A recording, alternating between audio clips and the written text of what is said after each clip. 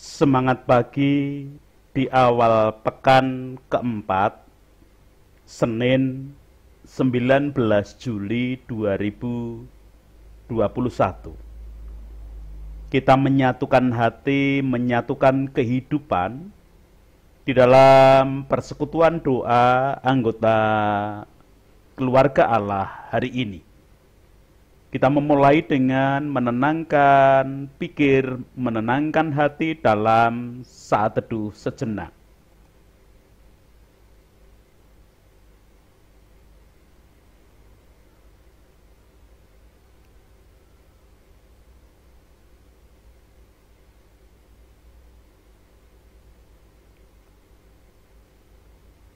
Pertolongan kita hanya berasal dari Allah yang telah menciptakan langit, bumi, beserta segala isinya.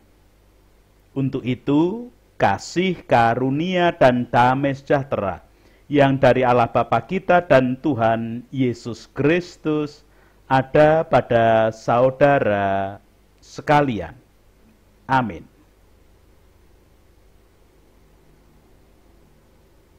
Anggota keluarga Allah, perenungan Sabda hari ini menggunakan tema dan judul dalam ungkapan Jawa, ora ono geni tanpa kukus. Anggota keluarga Allah, ada dua ungkapan Jawa yang menggunakan kata-kata yang sama, tetapi posisinya dibolak-balik, yaitu ora ono geni tanpa kukus dan ora ono kukus tanpa geni. Antara geni dan kukus dibalik posisinya. Secara harfiah, ungkapan ora ono kukus tanpa geni berarti tidak ada asap tanpa api. Kalau ada asap yang terlihat di tempat yang jauh, pasti nun jauh di bawah sana ada api yang berkobar. Ungkapan ini hendak menjelaskan bahwa setiap ada berita, sekecil apapun kebenarannya, pasti ada kenyataan dan realitanya. Tidak mungkin sesuatu yang menyebar begitu saja, meskipun kadang-kadang kita sulit untuk membedakan mana yang berita sungguhan, mana yang hanya gosip belaka, mana yang berita benar, mana yang hoak. Itu ungkapan ora ono kukus tanpa geni. Sedangkan ungkapan yang sebaliknya, ora ono geni tanpa kukus, seperti judul perenungan Sabda hari ini. Secara harfiah berarti tidak ada api tanpa asap. Ketika orang menyalakan api, pasti suatu saat akan kelihatan asapnya. Ungkapan ora ono geni tanpa kukus hendak menjelaskan tidak ada sesuatu perbuatan ataupun tingkah laku, entah itu baik atau buruk, yang tanpa sebab. Atau dengan kata lain, ungkapan ini hendak menyatakan reaksi, kukus sebagai reaksi dari geni yang menjadi aksinya.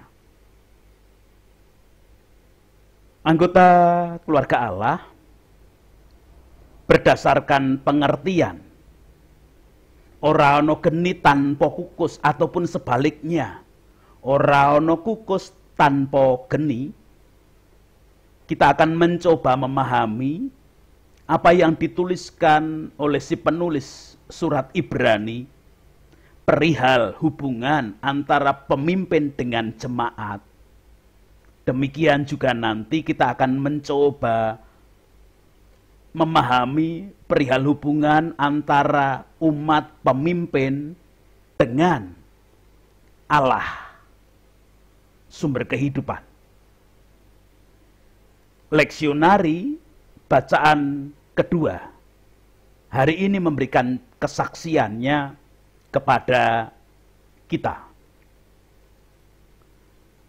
Surat Ibrani pasal 13 ayat 17 sampai dengan 25 yang demikian. Taatilah pemimpinmu dan tunduklah kepada mereka, sebab mereka berjaga-jaga atas jiwamu sebagai orang-orang yang harus bertanggung jawab atasnya.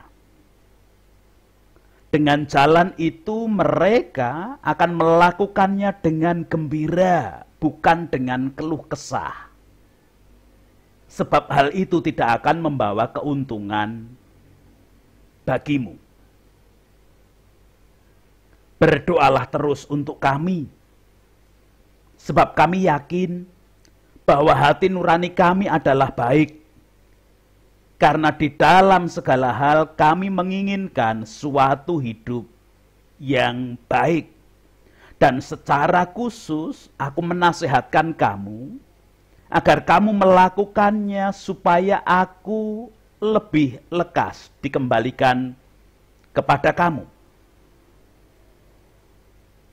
Maka Allah, damai sejahtera, yang oleh darah perjanjian yang kekal telah membawa kembali dari antara orang-orang mati Gembala Agung segala domba, yaitu Yesus Tuhan kita, kiranya memperlengkapi kamu dengan segala yang baik untuk melakukan kehendaknya dan mengerjakan di dalam kita apa yang berkenan kepadanya oleh Yesus Kristus, baik dialah kemuliaan sampai selama-lamanya. Amin. Dan aku menasihatkan kamu, saudara-saudara, supaya kata-kata nasihat ini kamu sambut dengan rela hati, sekalipun pendek saja suratku ini kepada kamu. Ketahuilah bahwa Timotius saudara kita telah berangkat. Segera sesudah ia datang, aku akan mengunjungi kamu bersama-sama dengan dia. Sampaikanlah salam kepada semua pemimpin kamu dan semua orang kudus. Terimalah salam dari saudara-saudara di Italia. Kasih karunia menyertai kamu sekalian. Demikian kesaksian surat Ibrani 13 ayat 17 sampai dengan 25.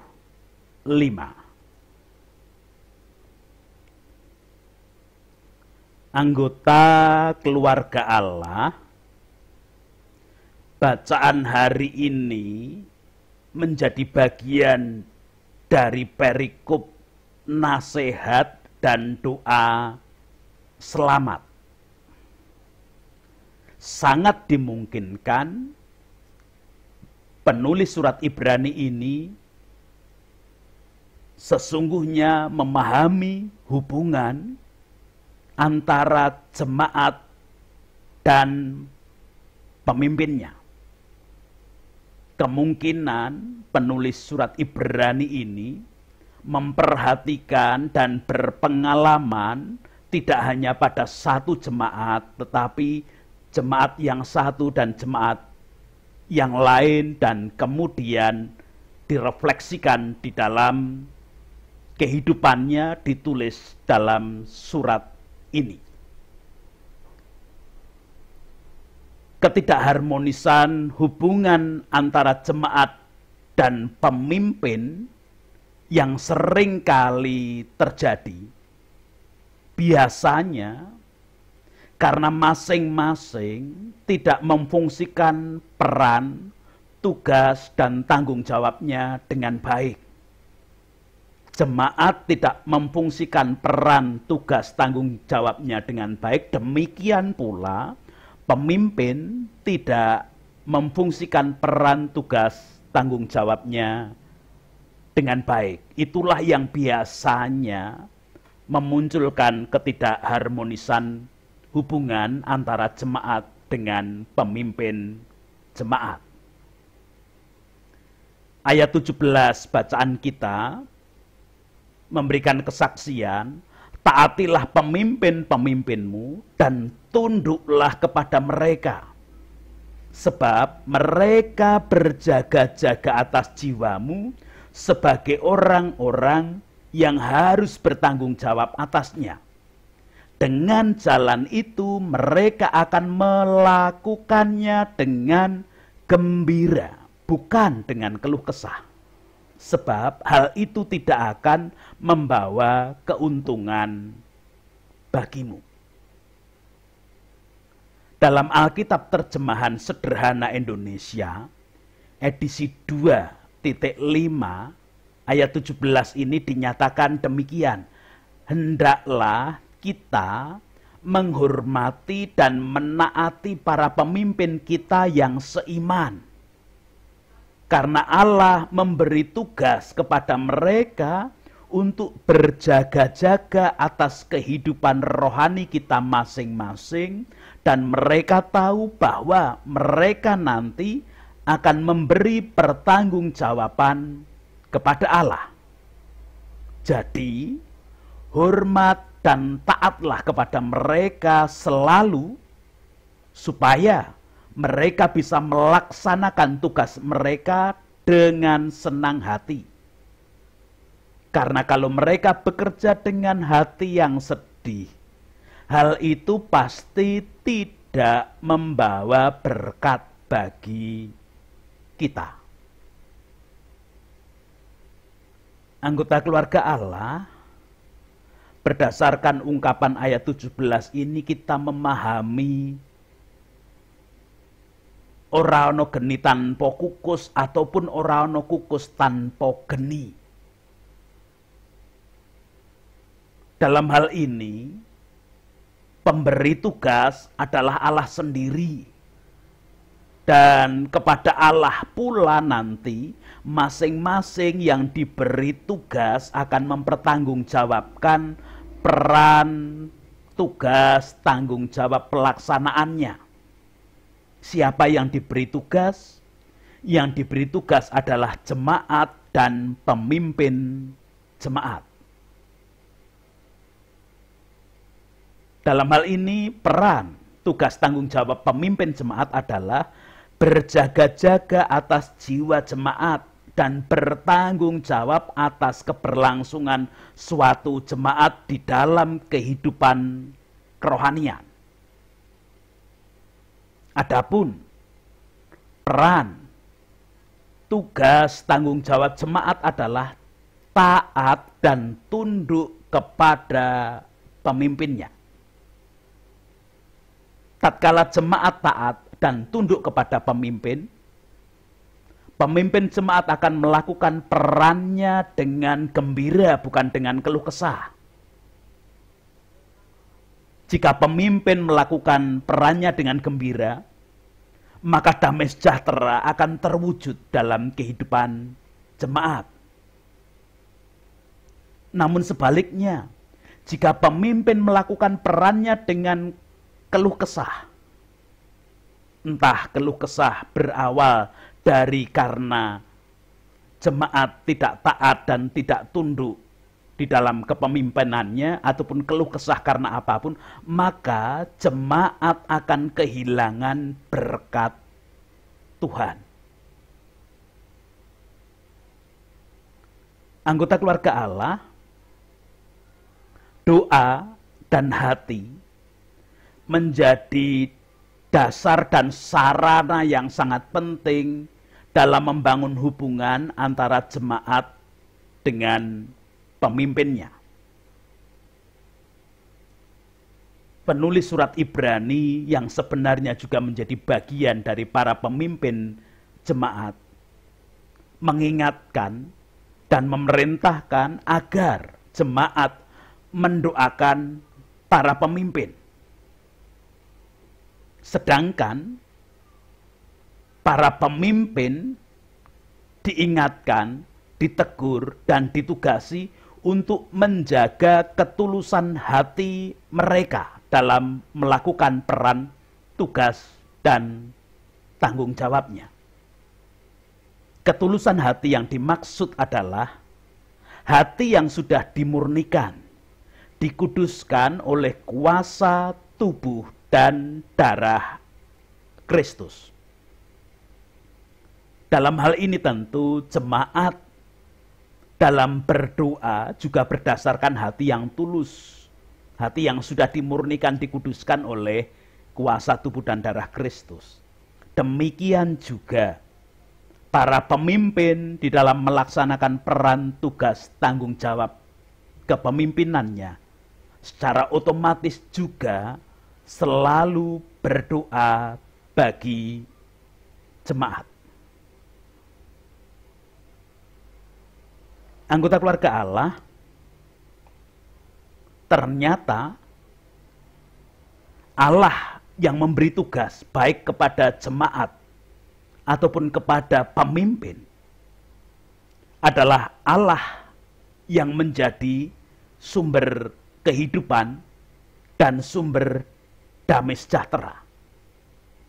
Dalam pengertian bahwa yang memberi daya, yang memberi kemampuan, tenaga untuk mewujudkan peran, tugas, tanggung jawab dari masing-masing, baik jemaat ataupun pemimpin adalah Allah sendiri.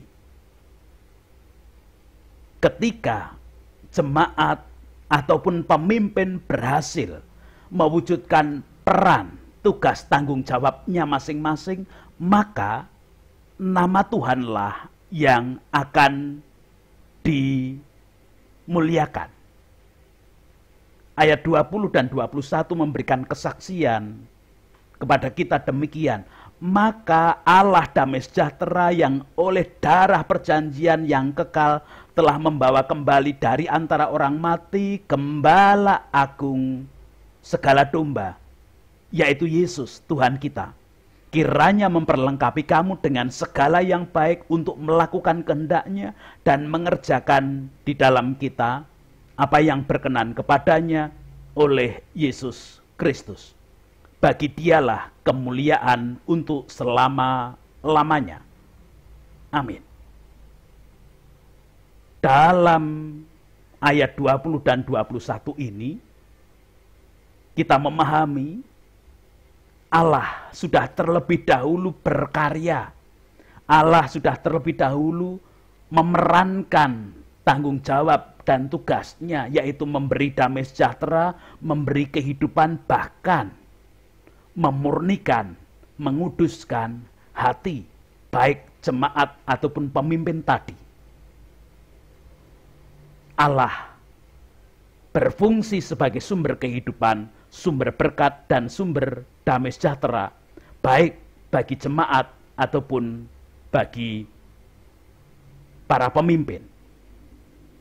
Jadi kalau diungkapkan, disambungkan dengan ungkapan Jawa, orano geni tanpa kukus tadi, geni, api yang sudah dinyalakan Allah adalah geni yang baik, api yang baik, yang bermanfaat bagi kehidupan secara menyeluruh.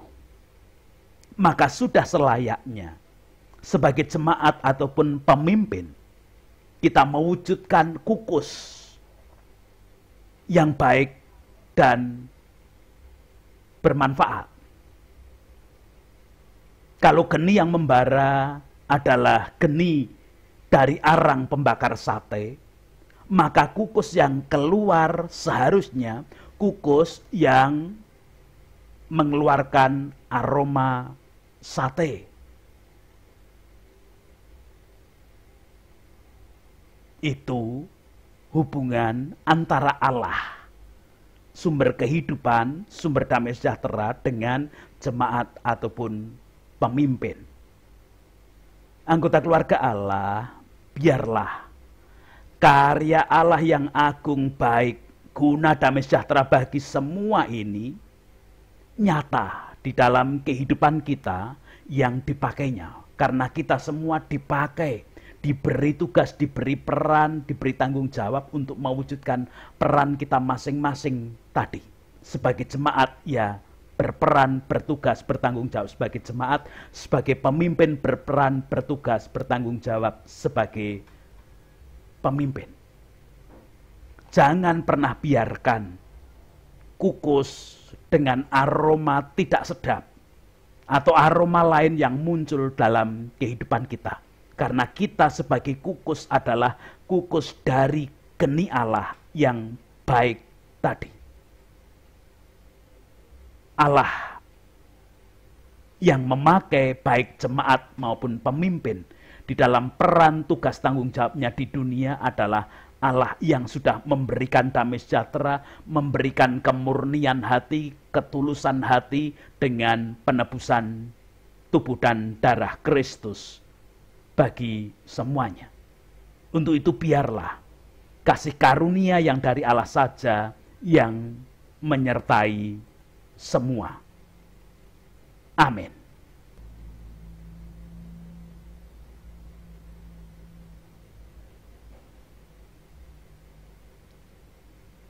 Anggota keluarga Allah, kita sudah diajak oleh si penulis surat Ibrani untuk belajar lagi memahami posisi kita masing-masing. Allah, sumber kehidupan kita, sumber berkat dan sumber damai sejahtera, memberi tugas, memberi peran, memberi tanggung jawab kepada kita masing-masing dalam posisi jemaat dan pemimpin, dan semuanya dipakai untuk kemuliaan nama Tuhan. Yang pasti berkat sudah diberikan, damai sejahtera sudah dicurahkan, hati yang dimurnikan, hati yang dikuduskan oleh kuasa tubuh dan darah Kristus sudah diberikan kepada setiap kita. Sekarang tinggal bagaimana kita mewujudkan peran tugas tanggung jawab kita masing-masing. Mari kita bersyukur kepada Tuhan dan sekaligus kita memohon pertolongan penyertaan berkat-Nya di dalam kehidupan kita selanjutnya. Di dalam doa syukur dan doa syafaat kita menyatakan permohonan kita. Puji, hormat, dan syukur kemuliaan hanya bagi nama Allah yang hari ini boleh bersabda, mengingatkan kami, menolong kami, di dalam kami memahami fungsi, peran, tugas, tanggung jawab kami di tengah-tengah kehidupan dunia yang sedang tidak menentu ini. Bukan hanya karena suasana pandemi COVID, tetapi keadaan dunia yang sudah dikuasai dan selalu ada pengaruh dosa di dalamnya. Kami sudah dimurnikan, kami sudah dikuduskan oleh tubuh dan darah Kristus. Itu berarti kami sudah terlebih dahulu merasakan damai sejahtera berkat kehidupan bagi kami, anggota keluarga Allah.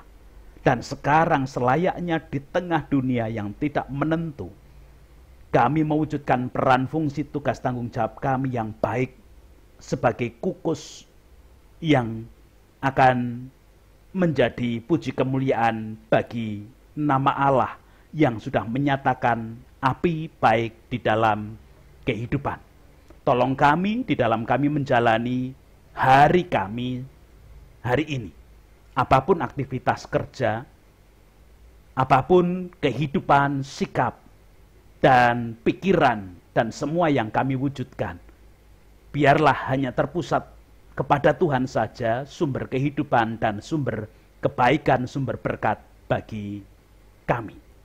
Dengan demikian, dalam suasana pandemi yang sulit pun, kami tetap bisa berperan dengan baik untuk puji kemuliaan nama Tuhan.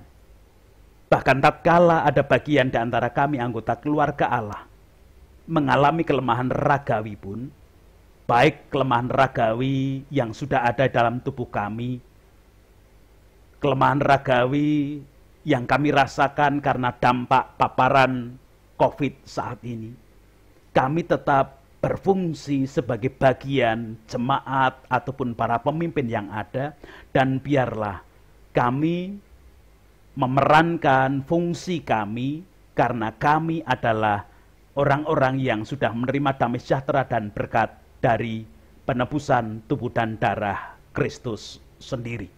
Engkau melayakkan apapun sikap ketika kami merasakan kelemahan ragawi ini.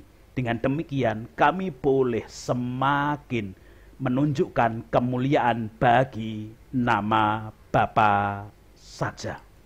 Sekarang kami tetap mengajak anak-anak kami, meneladankan kepada mereka bagaimana merasakan kasih-Mu, pertolongan-Mu, dan kami hidup menjadi orang-orang yang telah diberkati, orang-orang yang telah menerima damai sejahtera yang dari Tuhan. Tuhan berkuasa menolong anak-anak kami pula di dalam mereka belajar memahami kasih-Mu, merasakan berkat damai sejahtera yang telah Engkau berikan dalam keadaan sulit sekalipun. Sebagai bagian dari jemaat, dari para pemimpin jemaat yang menerima damai sejahtera Tuhan, sekarang kami tetap berdoa dengan ketulusan hati kami bagi bangsa dan negara kami, melalui para pemimpin, wakil rakyat, tokoh masyarakat, tokoh agama, dan semua komponen kehidupan bangsa dan negara ini. Termasuk tenaga medis, para dokter, para perawat, dan semua yang melakukan kehidupan terkait dengan kesehatan. Dan saat-saat pandemi, tenaga mereka terbatas, kemampuan mereka terbatas, bahkan sarana prasarana yang harus mereka gunakan pun terbatas. Dan karena keterbatasan semuanya, kami mohonkan berkat untuk kebaikan bagi semuanya. Masyarakat yang bersama-sama diajak untuk membangun kehidupan, menggapai damai sejahtera Tuhan, Tuhan kuasai seutuhnya. Itu Tuhan doa-doa kami. Biarlah kasih karunia-Mu yang selalu nyata dalam kehidupan kami.